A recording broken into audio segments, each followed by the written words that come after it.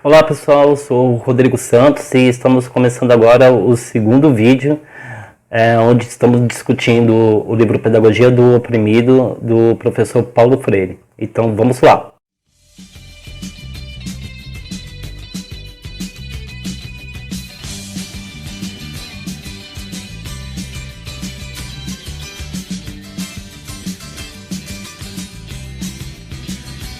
Oi pessoal!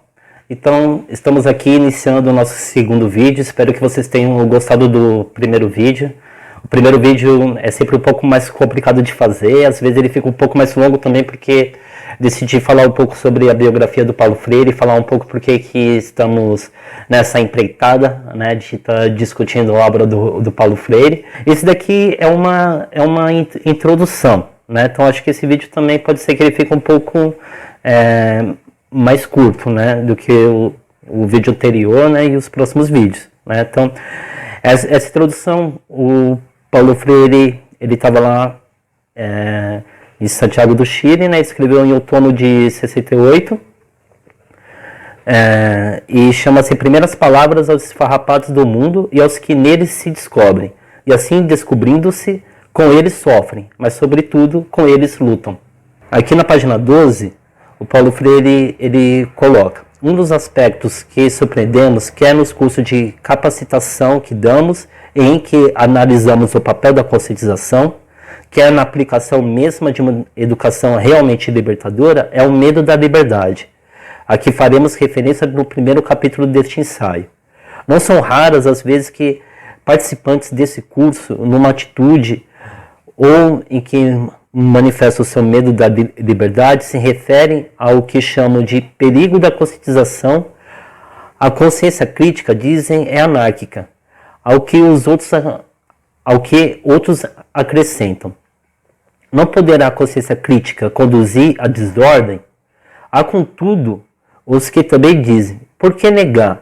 Eu temia a liberdade, já não temo mais. Aqui ele coloca uma grande questão, né, que é o medo da liberdade, né? Então, tem até um pensamento do Jean Paul Sartre que ele fala que o homem está condenado a ser livre, né? E ser livre é difícil, né? Ó, lá atrás vocês estão vendo uma das minhas gatinhas. Para quem já acompanha o nosso canal aqui, sabe que nós temos 7 gatos. Essa daí que vocês estão vendo balançando aí é a Mary Jane. Vamos ver se depois ela aparece aqui. Medo da liberdade é uma questão bastante complicada, né? Porque vamos pensar num exemplo simples, né? O pré-adolescente que reclama que ainda precisa seguir os horários, as regras, as leis da casa, né? E aí ele vira adolescente e ele fala que ele vai fazer o que ele quer fazer, né? Que ele é livre, né? E aí começam os conflitos, né? Aí os pais ainda vão falar que não, né? E a adolescência é aquele caos, né? Você não é nem o que era antes, né? Você não é mais criança, mas você ainda não é o adulto que você ainda vai ser, né?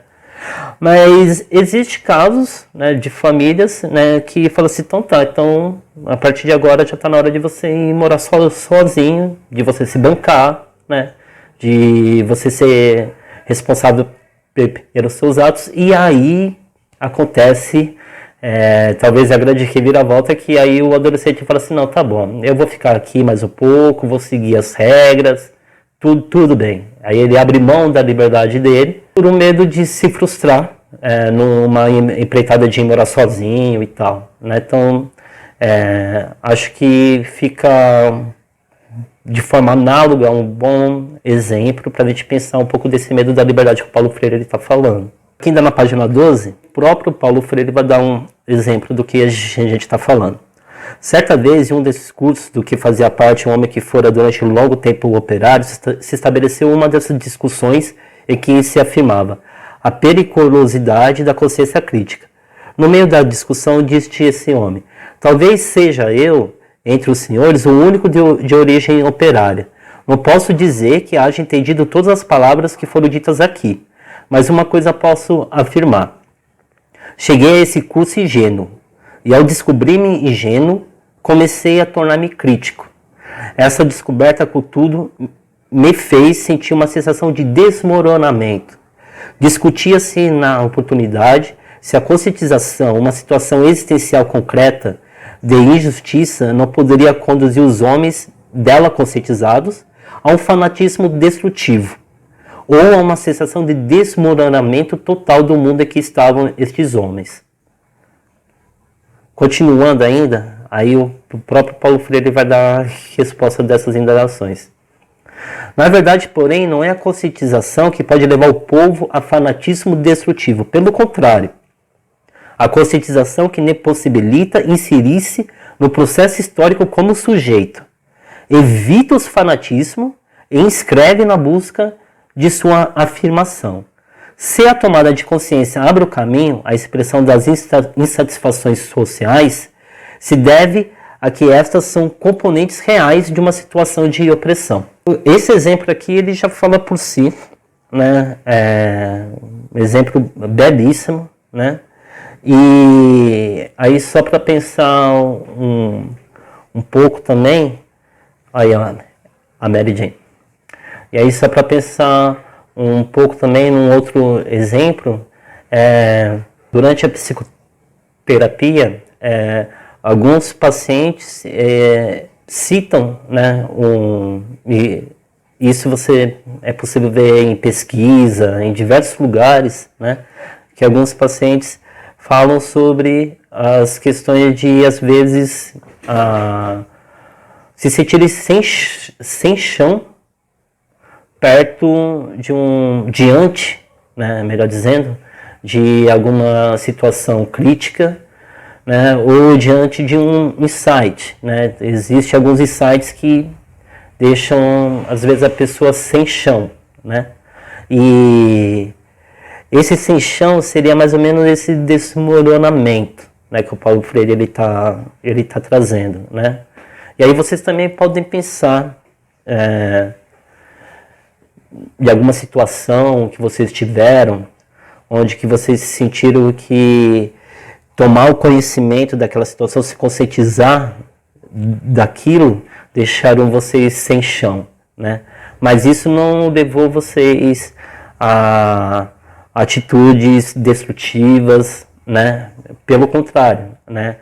Te fez reconstruir o mundo, né? Isso dentro da psicologia também a gente, dependendo da abordagem que você segue, né, dependendo das técnicas que você usa, né, a gente chama de desconstrução, né? Então às vezes a gente tem que desconstruir para reconstruir. Aqui na página 13, as coisas vão começar a ficar um pouco mais pesadas a partir do momento que o Paulo Freire está escrevendo aqui, né? As afirmações que fazemos neste ensaio não são, de um lado, fruto de devaneios intelectuais, nem tampouco de outro, resultam apenas de leituras, por mais importante que nos tenham sido estas. Estão sempre ancoradas, como sugerimos no início dessas páginas, em situações concretas. Expressam reações de proletários, camponeses ou urbanos, e de homens de classe média, que vimos observando direto e indiretamente em nosso trabalho educativo.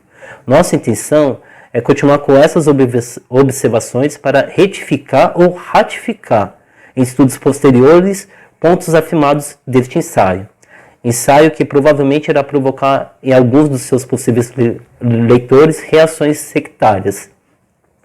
Então aqui ele está dizendo, né, que nada disso daqui é achismo, né, do que ele vai escrever daqui para frente, né? É tudo baseado em situações concretas, né?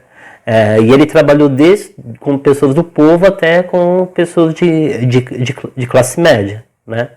E aqui ele se propõe a provar as hipóteses dele ou refazer. Se ele tiver, ele já se coloca esse ponto também, né? De retificar ou ratificar, né? Os estudos afirmados nesse ensaio. E ele está dizendo que possivelmente algumas pessoas vão ter reações sectárias, né? Aqui o sectário ele é diferente do radical que a gente tinha visto lá no primeiro vídeo, né? Então, as pessoas que segregam, as pessoas que separam, são as pessoas intolerantes, né? Então sempre quando a gente vê a palavra sectário aqui, o Paulo Freire está pensando nessas ações, né? Ações de pessoas intolerantes que separam, segregam, afasta, exclui, divide, né? Ele sabe que vai ter pessoas que vai ler os textos dele e ter essa atitude. E as pessoas têm atitude até hoje, né?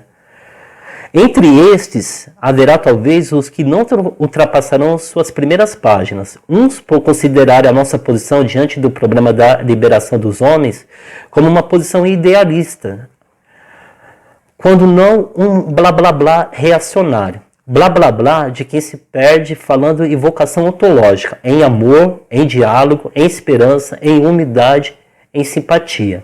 Outros por não quererem ou não poderem aceitar as críticas e a denúncia que fazemos da situação opressora. Paulo Freire, ele sabia o terreno que ele estava pisando, ele sabia o que ele estava fazendo, ele sabia que teriam pessoas que iriam atacá-lo. Essa daí que vocês viram, quase tentando me atacar aqui, foi a Gaia. Essa daí é a nossa caçula. Seja este, com todas as deficiências de um ensaio puramente aproximativo, um trabalho para homens radicais. Aí lembrando a ideia do radical que a gente já tinha visto. Cristãos ou marxistas, ainda que discordando de nossas posições, em grande parte, em parte ou em sua totalidade, estes, estamos certos, poderão chegar no fim do texto.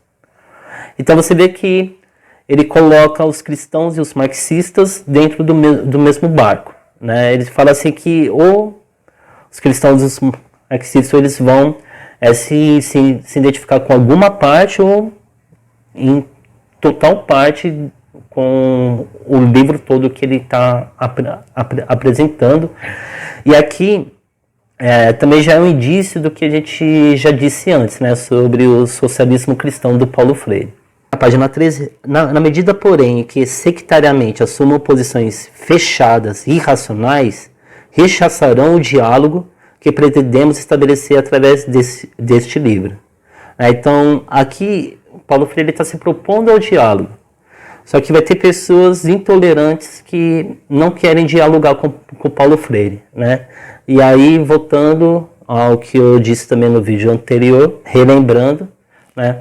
Existem pessoas que realmente não querem conversar com Paulo Freire, existem pessoas que realmente entendem que ele deve ser destituído do título de patrônomo da educação brasileira. Quem dá na página 13, ele coloca, que a sectarização é sempre castradora, pelo fanatismo de que se nutre. A radicalização, pelo contrário, é sempre criadora, pela criticidade que alimenta. Então, essa diferença aqui eu acho bastante importante, e ela também faz a gente pensar também no mundo contemporâneo, né? Então, a gente vê que tem algumas ideias, né, que beiram mesmo o fanatismo, né? Tem algumas pessoas que defendem alguns posicionamentos políticos, né, através do que a gente pode chamar mesmo de fanatismo, né? E se colocam, essa daí é a Pandora, e se colocam, né, como defensores de verdadeiros messias, né, com o trocadilho da palavra. A radicalização, pelo contrário, é sempre criadora, é pela criticidade que alimenta. Então, a partir do momento que a gente faz a crítica a determinada situação, a gente também tem que pensar quais são as outras possibilidades. Criticar por criticar não é uma crítica construtiva, é a crítica, digamos assim, do senso comum, né? A crítica aqui para Paulo Freire é você mostrar o que pode ser diferente, né? Você falar, não, ó, do jeito que tá, não tá legal, mas vamos fazer diferente, ou tá legal até aqui, a partir daqui a gente pode fazer diferente. Então isso que é crítica, não é apontar os erros, os defeitos, mas além disso, é apontar uma possibilidade de transformação, de melhora. A sectarização, porque mítica e irracional, transforma a realidade numa falsa realidade, que assim não pode ser mudada, né? Por exemplo, naturalizar a pobreza, não ver a pobreza como uma questão de desigualdade social através de um longo processo sócio-histórico que vem desde a escravidão e tal, não. Existem ricos e existem pobres, e assim mesmo, é assim que tem que ser, e assim que vai ser, né? Aí também a gente pode pensar outros exemplos, né? A Terra é plana, né? Acho que também está nessa parte místico, nessa parte irracional também, né? E assim vai. Parta de quem parta, a sectarização é um obstáculo à emancipação dos homens. Daí que seja doloroso observar que nem sempre o sectarismo de direita provoca o seu contrário, isto é, a radicalização do revolucionário. Não são raros os revolucionários que se tornaram reacionários pela sectarização em que se deixam cair, ao responder à sectarização direitista. Isso daqui é bem claro, né, da gente ver nos momentos atuais, né? Acho que um dos exemplos foi a breve passagem do presidente da Fundação Palmares, né? Onde ele teve uma posição política, né? Que não condiz com o cargo que ele estava exercendo, teve um posicionamento político, um pensamento sociopolítico que não condiz com a representatividade que ele estava tendo naquele momento, né, e foi destituído do cargo, né. Então, acho que outros exemplos, daí vocês conseguem ver também no Facebook de vocês, né, no Instagram, nas mídias sociais em geral, onde determinados assuntos, determinados temas, a gente acredita que aquela pessoa que a gente já conhece já há tanto tempo teria talvez uma posição, teria determinada posição, né? Determinado posicionamento diante de determinada coisa, só que você se surpreende vendo que essa pessoa tem uma posição que não condiz às vezes com a classe social, né? Não condiz com a raça da pessoa, né? Aqui eu não estou querendo generalizar, ok? Que tal classe social tem que pensar de tal forma, que tal pessoa tem que pensar de tal forma. Não estou querendo dizer isso. Aqui eu estou tentando buscar exemplos que fiquem claro para a gente pensar o texto, né? E estou convidando vocês a pensar sobre esses exemplos. Continuando na página 14, o sectário, por sua vez, qualquer que seja a opção de onde parta na sua irracionalidade que o cega, não percebe ou não pode perceber a dinâmica da realidade ou a percebe equivocadamente. Até quando se pensa dialético, a sua é uma dialética domesticada. Então, aqui, pensando em algumas questões, algumas discussões pelas mídias sociais, às vezes você até para, né, de discutir, de dialogar, porque você chega numa conclusão que, não, peraí, a pessoa está cega, realmente ela não quer ver, né? Você chega nessa conclusão de que é a pessoa que não quer ver. Está aí, mas a pessoa não quer ver, né? E você acaba não dialogando mais, não debatendo mais tal assunto, e entre aspas, cada um fica pro seu lado, né? Não houve um diálogo, né? Para o Paulo Freire, isso não foi um diálogo autêntico, né? Não houve um reconhecimento, e talvez também pela forma que a pessoa, a outra pessoa vai lidando, você, eu, nós, chegamos nesse ponto onde que não dá mais para conversar, né? A pessoa está cega, não dá mais para conversar. Mas seria importante continuar o diálogo, né? E aí fora das mídias sociais, no cara a cara é bem melhor conversar determinados assuntos. A página 14 distingue-se na medida que o primeiro pretende domesticar o presente, para que o futuro, na melhor das hipóteses, repita o presente domesticado. Aqui ele está falando do sectário de direita. Enquanto o segundo, sectário de esquerda, transforma o futuro em algo pré-estabelecido, uma espécie de fado, de sina ou de destino irremediáveis, né, que é o fatalista. Né? Enquanto para o primeiro, hoje, ligado ao passado, é algo dado imutável, para o segundo, o amanhã é algo pré-dado, pré-fixado inexoravelmente. Aí na página 14, a sectarização em ambos os casos é reacionária, porque um e outro aproximam-se do tempo de cujo saber se sentem igualmente proprietários, terminam sem o povo uma forma de estar contra ele. Chega uma hora que a pessoa ela vai se distanciando do povo, né? Ela começa a ser contra o povo, né?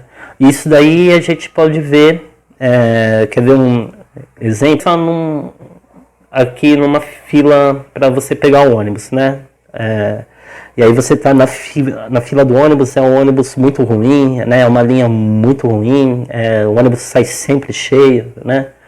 E aí você começa a falar, não, temos que lutar pelos nossos direitos, temos que mudar essa linha e tal. Vai ter pessoas que vão estar pensando como você, e aí vamos lutar junto, e aí vai ter pessoas que vai dizer que isso não vai adiantar de nada, porque a linha é assim mesmo, porque na periferia não tem condição de ter uma linha boa. São as próprias pessoas da periferia que estragam a linha e por aí vai, né? Outro exemplo, talvez, na greve dos caminhoneiros, né? Por exemplo, foi a greve dos caminhoneiros, né, parou o Brasil todo, e lá foi quando teve os primeiros indícios de pedido de intervenção militar, né? Logicamente que não partiu de todos os caminhoneiros, né? Também deu para perceber que naquele momento o movimento, né, dos caminhoneiros não era um movimento homogêneo, era um movimento heterogêneo, né? Então tinha diversas frentes, né? E uma dessas frentes pedia intervenção militar, né? E ficava até meio difícil de entender o que essas pessoas queriam dizer com isso, mas daí é um outro tema para a gente não se aprofundar, só para dar um exemplo. Aqui na página 14, o radical comprometido com a libertação dos homens não se deixa prender em círculos de segurança, nos quais aprisione também a realidade. Então, mais radical, quanto mais se inscreve nessa realidade, para, conhecendo-a melhor poder transformá-la. Então é importante conhecer a realidade que você quer transformar, né? Então, pensando no professor, né, se ele não conhecer o aluno, se ele só der uma cartilha, né, para o aluno, eu uso a palavra cartilha porque foi assim que eu fui alfabetizado, tá? Mas se ele não conhecer o aluno, dificilmente ele vai conseguir fazer uma transformação mesmo na vida do aluno. Pegue você algum professor que foi um professor que você admirou bastante, né? Em algum momento esse professor ele se aproximou um pouco mais de você, né? Ele perguntou, você compartilhou com ele coisas da sua existência, da sua vida naquele momento, né? Então ele te compreendendo melhor, às vezes até por questões, posso entregar o trabalho numa outra vez, ou por questões mais profundas, né? Professor, eu acho que eu vou trancar o curso. Tá, mas o que está acontecendo? Me conte, me fale sobre você. Então, é preciso conhecer a realidade para a gente transformar, né? As políticas públicas que é de cima para baixo, elas não fizeram uma pesquisa da região, não conhecem a região onde que vai ser implantada aquela política pública e está fadada ao fracasso, né? Então é preciso conhecer de baixo para cima para fazer as políticas públicas. Aqui na página 14, falando sobre o radical, não teme enfrentar, não teme ouvir, não teme o desvelamento do mundo, não teme o encontro com o povo, não teme o diálogo com ele, de que resulta o crescente saber de ambos. Não se sente dono do tempo, nem dono dos homens, nem libertador dos oprimidos, com eles se compromete, dentro do tempo, com eles para lutar. Aqui, frisar a sua parte, não teme o diálogo com o povo, né? Então, tem pessoas que não vão para o diálogo, tem pessoas que não vão para o debate público, né? E deve temer alguma coisa, né? Então, a gente viu nas últimas eleições, né? Isso realmente acontecer, né? Só que aqui ele está falando que o radical ele não teme, né? Então, entende-se que a pessoa que é sectária, né? A pessoa intolerante, ela temeria e teme o diálogo público. Se a sectarização, como afirmamos, é próprio do reacionário, a radicalização é próprio do revolucionário. Então esse é o pensamento que a gente termina com esse vídeo, né? E espero que vocês tenham gostado. Se vocês chegaram até aqui, deixe o seu like, deixe os seus comentários para a gente ir debatendo essa parte do livro. Se inscreva no nosso canal, que assim você vai estar nos incentivando a continuar. E nos encontramos no próximo vídeo. Até lá. Generosidade. Que é nos cursos no teme operário, se estabeleceu uma na página 13. Vocês não estão vendo, mas já pulou já aqui no meu colo já a Mary Jane, agora a Pandora. Aqui